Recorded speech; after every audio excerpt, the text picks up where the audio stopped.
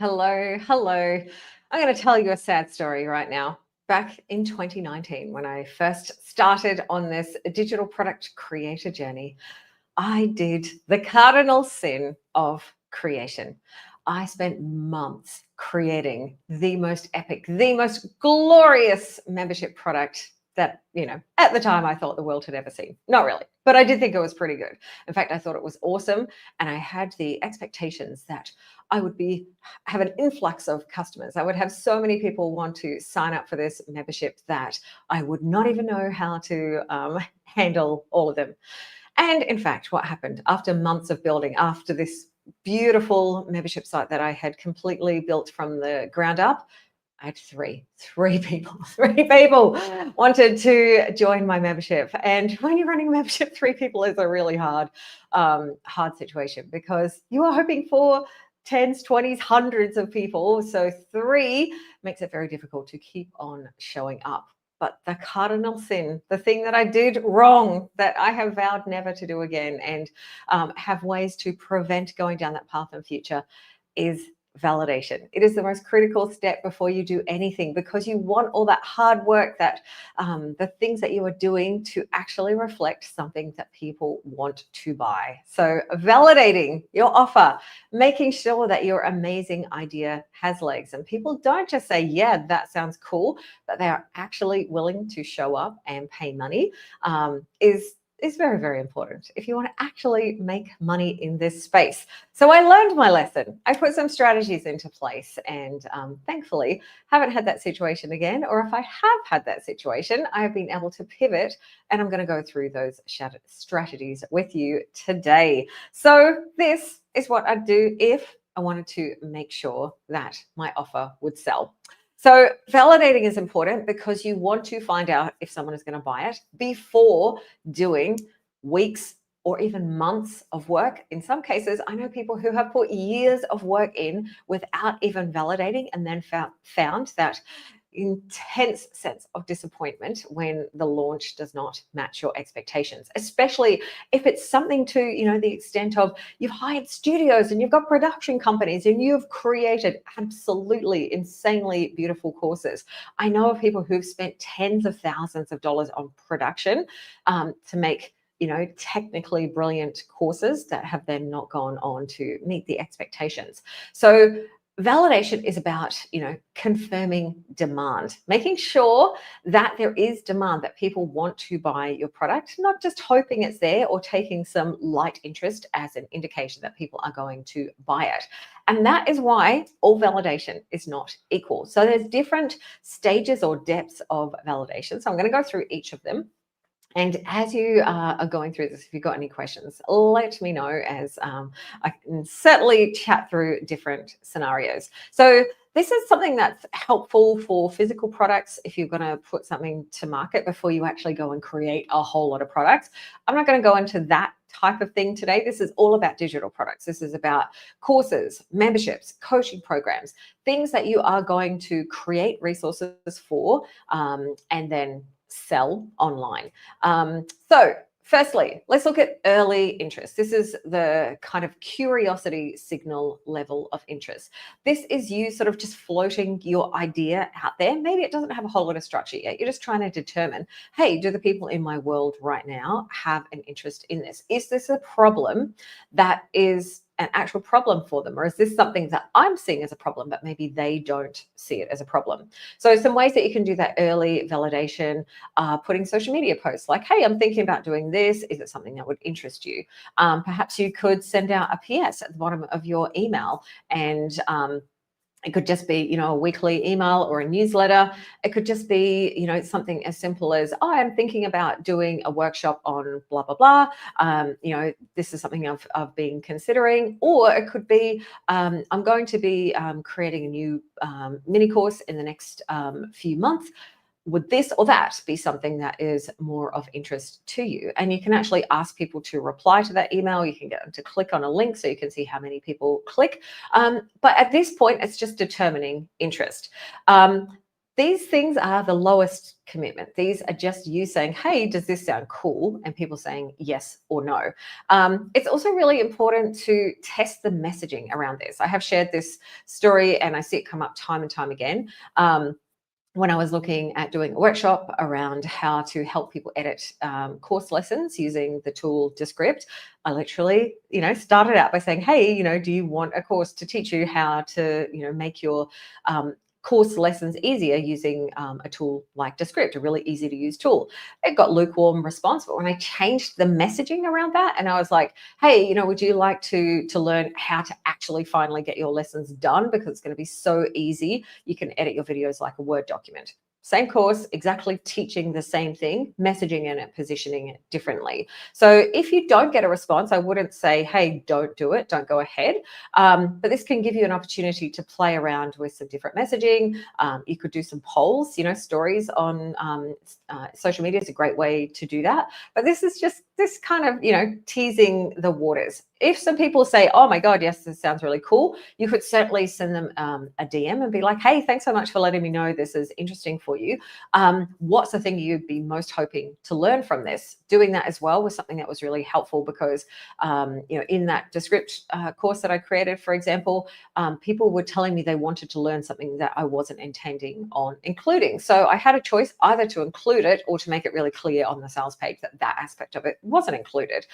It also gave me some really good tips, like good voice of customer data on how to explain some of the things that I was including in ways that, when I said, hey, what are you wanting to learn? It was like, oh, I want to learn this or I want to learn that. And I was like, aha, okay, yes, I am covering that. And I really like the way that you said it to me. So it's, perhaps wording it and phrasing those things in the way that someone would say it themselves who wants to learn it rather than how you would describe it. You can also ask questions at that stage if you have had people that have expressed an interest and say, hey, is this something that you are wanting to, really dive deep into? Is this something that you want to, have feedback sessions on? Is it something that, a short workshop would be what you're after? Is this something you want ongoing support with? So it can help you organize and structure that into the format. Because maybe it is something where you've got, a single pain point and you can teach it with one really strategic, awesome workshop, and that is the end, quick start, finish. Or it could be something of someone where they're like, oh my God, I really want to learn this, but I know it's going to take me a while. And what would be really helpful is getting feedback, getting support. So you can get some early feedback from customers or potential customers about the type of format that's going to work well for them. So when you're actually crafting the offer and turning it from an idea into an actual product and an offer, that you know how to position it. So the next level that goes beyond people just kind of being like, hey, yeah, I'm interested. And, if we're going to go on that birthday party analogy that I was talking about the other day, this is just you saying to your friends, hey, I'm thinking about having a birthday party for my birthday later in the year. Are you interested? And they say yes or no. There's absolutely no guarantee that all the people who say yes or no are going to follow through on that. It's just them going yes. And you go, okay, there's enough people who've said yes that I'm going to go and start looking into more and booking a venue. The next thing to do is to actually get a bit more of an intent, get people to put their name to it. So this is where you could do wait lists. You could actually create a wait list. This is before you've created anything, by the way. So this is just creating a short landing page that's got a little bit of information and saying, hey, this is something that I'm going to be producing. Please, put your name down if you want to be the first person to find out and perhaps get a little early bird bonus. Something to actually turn that from a like on a post or a, yeah, that sounds cool, into someone actually putting their name down.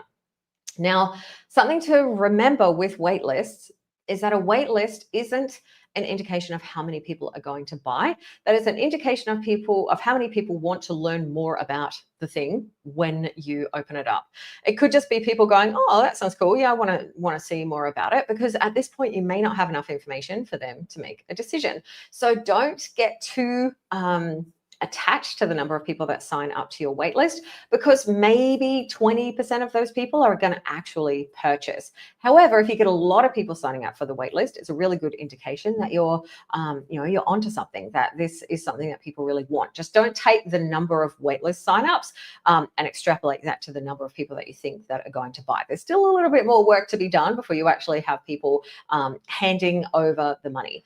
Now, on your waitlist, you could, if you wanted to, depending on what style of launch that you want to do, put a little bit of urgency on the waitlist. Let people know that this is going to be, the course or whatever it is, the product that you're going to be selling is going to be starting on a specific date, and that people who are on the waitlist will get the first chance to enroll. Maybe they'll get a special waitlist discount, some sort of reason or incentive for people to sign up for the waitlist, other than just saying, hey, here's a waitlist, let me know if you're interested.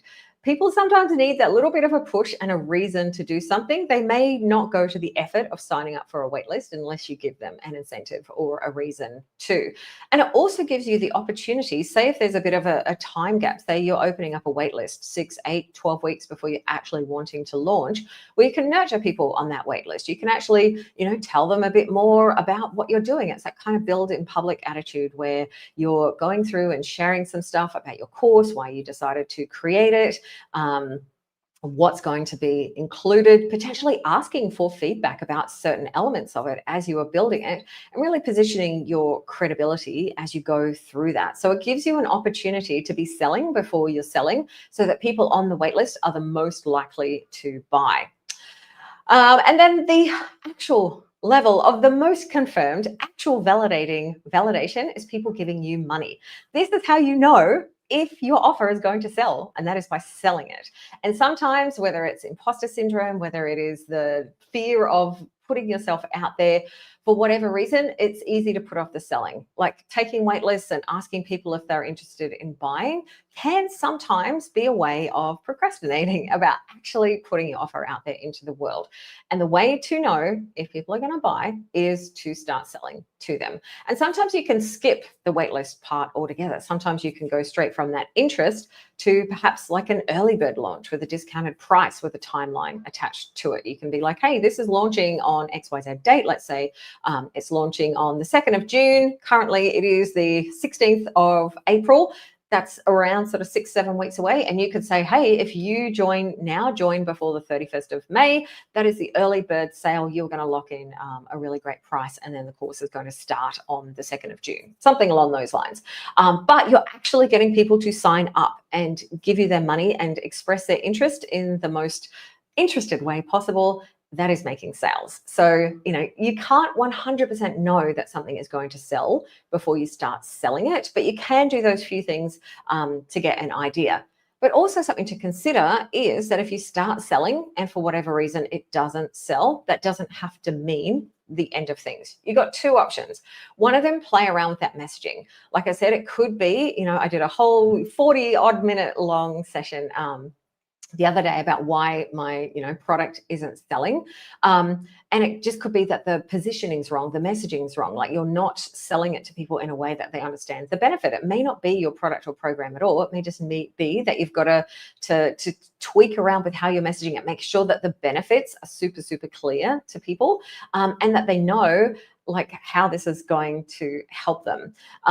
So there's lots of different things that you can do around that to make sure that that is dialed in. But remember, at this point, the only energy that you have put into it is not creating the thing, it is doing some selling. And I promise you, if you are going to put something out there into the world and it doesn't work for whatever reason and you don't make the sales, it is so much easier and better to have just made like a checkout, a sales page, and sent a few emails, done a little bit of promotion, than have do that and all the work of making the actual program, especially if it's a bigger program. If you know that you're not going to make any sales before you actually go to that work of creating everything, you could just simply stop selling.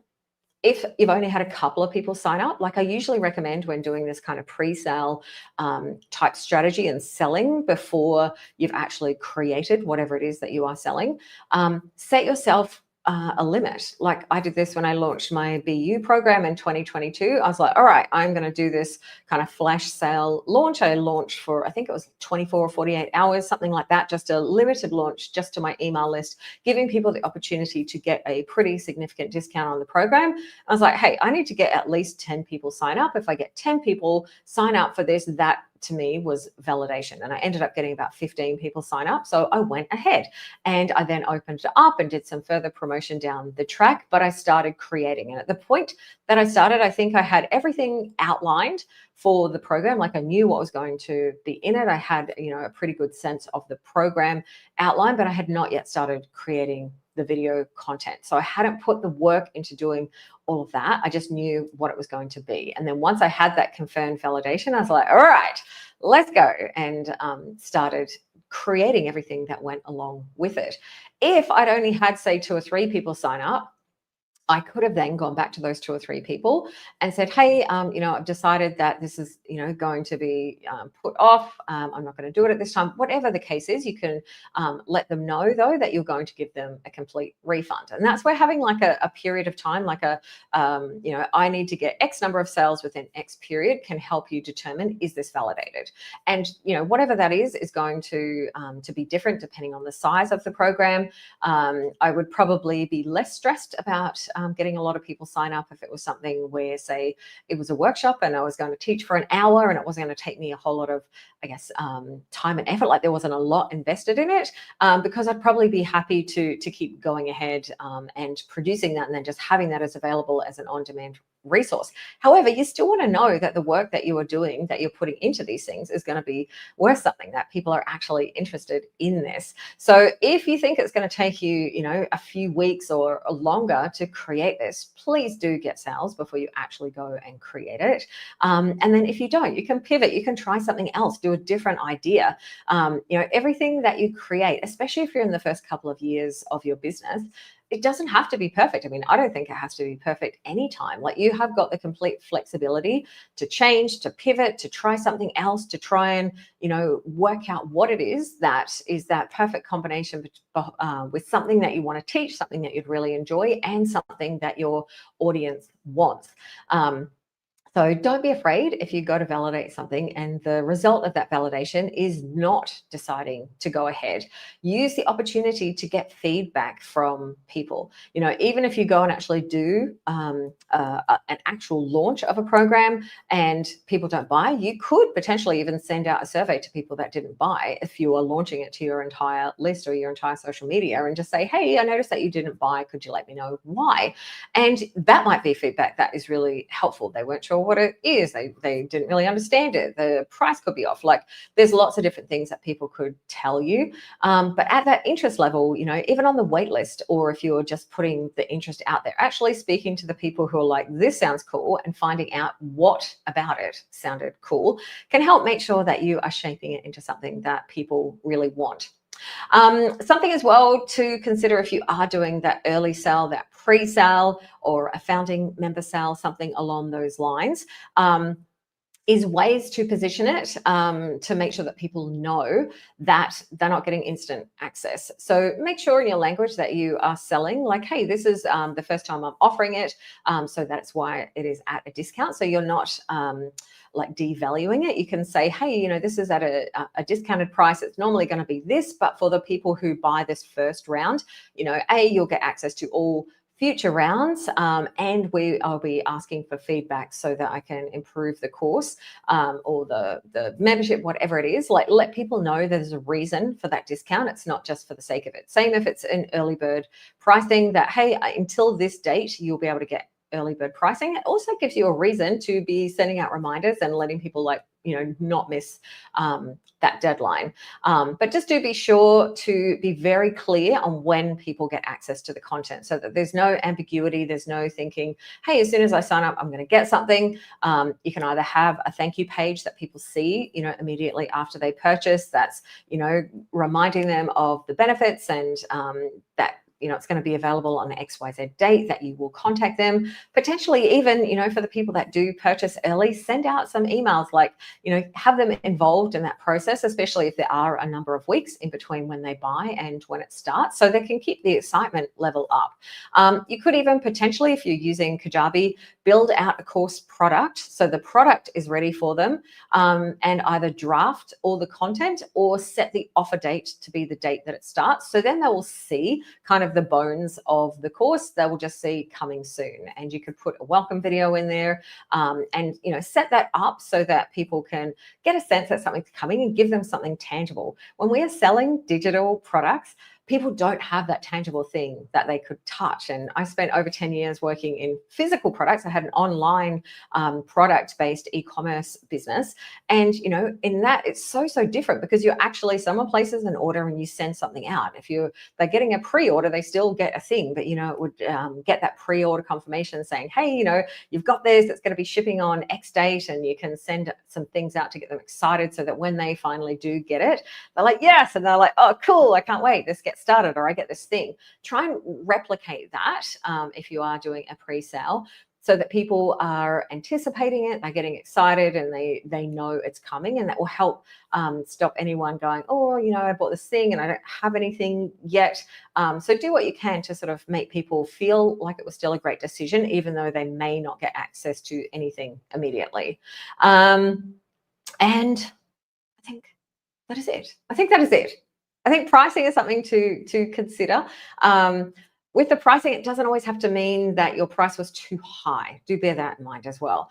If people don't buy it, may be because you priced it too low. Even if you have explained the reason for the pricing, it could be a case of trying again, changing the messaging, and actually increasing the pricing. Sometimes when things are too cheap, people can see them as like, oh, maybe it's not going to actually be that good, especially if the language around your beta pricing, or the first time you are offering it, is a little, how should I say this? A little meek, like you're kind of over explaining, and you're over saying, oh, I've never done this before, and this is the first time I've done it, so I'm wanting feedback. It's more just being factual about it, rather than kind of over explaining and maybe sounding less confident with what you were doing. So just be careful of that, because if it is a combination of maybe the copy is a little bit less confident, and there's a bit too much about this being the first time you've offered this program, or this being a new thing, and if that is kind of the focus of the copy, and then there's a low price, maybe it could make people think, oh, is this really going to help me? Is this going to be good quality? So just be careful with that. And there is absolutely no harm with an offer when you're doing validation. This is the work that, I don't want to say it doesn't matter. This is the work where it's not so much work that you can't try a few different things without it taking a heap out of you. And remember, don't take it personally with validation. You are getting information. You are finding out if people are interested. It's just data that you can then use to make decisions from. It is not you being judged as good or not good, or your ideas or anything like that. It is a way to get that information. And, I'm not going to say that it doesn't sting when people don't buy something that you think is a brilliant idea, and you've, put some effort into selling. However, it's stings a whole lot less than that situation where I spent days in my room crying, going, oh my God, I thought I was going to be able to do this digital product thing, and thinking that, I had completely failed because I didn't make the sales. I still to this day think it's a really great product. It was just positioned, and it was way too broad. It was positioned badly, and it was way too broad. It was not specific enough, and it wasn't outcome focused enough. So definitely things that I have learned for the future. But you're never going to get the perfect validation. So, you don't need to keep in validation mode. You need to get into doing mode, which is why I, really emphasize that third stage, which is actually selling it. And sometimes if it's an idea that you've been procrastinating on, actually putting a date on it and saying, hey, this is going to start on this date. This program commences on, like I said, 2nd of June. You're like, all right, it starts. You're out there saying, hey, this is going to happen. It can actually sort of put a bit of a fire under you to make it happen by by that date. If you're running a live workshop, which is my favorite way to actually get new products out there into the world and new ideas and new concepts, because it's, reasonably easy to pull that together. You could pick a date that's not too far ahead in the future, maybe just a few weeks, because you know that if you're going to be running a workshop that goes for an hour or two, you can pull that together in that time. You've already got a sense of what's going to go in it because you've done an outline. Make it happen. You can actually set that date. Like I said, it puts a fire under you and it stops you from going, oh, I'm going to do that. I'm going to do that. Oh, I'm not sure. And, doing those things, turning your ideas into action is the way to get your products out there into the world, to create that suite, those different offers, to try things out. And the only way that you are going to know if it's going to sell and if people like it is putting it out there into the world. So validate, but do not get stuck in validation. At some point, you just got to hit go and you just got to do it, and it's going to be okay. That is what I would do if I wanted to make sure my idea would sell. This is a daily live stream series that I'm running for the next month or so, going through different scenarios, different things that come up in this creator business and these creator businesses that we run, things from my own personal experience or things that I work through with my clients. And I would love to help you if you have got a "this is what I do" if question. If you are stuck on something, if you are wondering, hey, I wonder what someone who's been around in this industry would do if they had this situation that you're currently in, please do comment and let me know. I have hundreds of ideas of things that I can do, but I really want to make sure this is going to be as helpful as possible for you. So let me know what's on your mind, and I can potentially cover that in one of these daily live streams. I will be tomorrow looking at "this is what I would do if I wanted to be a digital nomad and travel the world." You may or may not know that is my life and has been since February or January 2024. So I've been on the road for over a year now. So I'm going to share some of the things that I have learned in my digital nomad world and how you can actually take your business and lift it up and put it into another place. So I'm going to be sharing some tips, some strategies, some things to think about if you have the dream to travel, if you have itchy feet and you would like to turn your business into a business that allows you to travel and has the ultimate freedom. So yeah, that's what I'm going to be covering tomorrow. I am Sue McLachlan from the Unicorn Advisory, and I will see you again tomorrow. Thanks for joining me. Bye for now.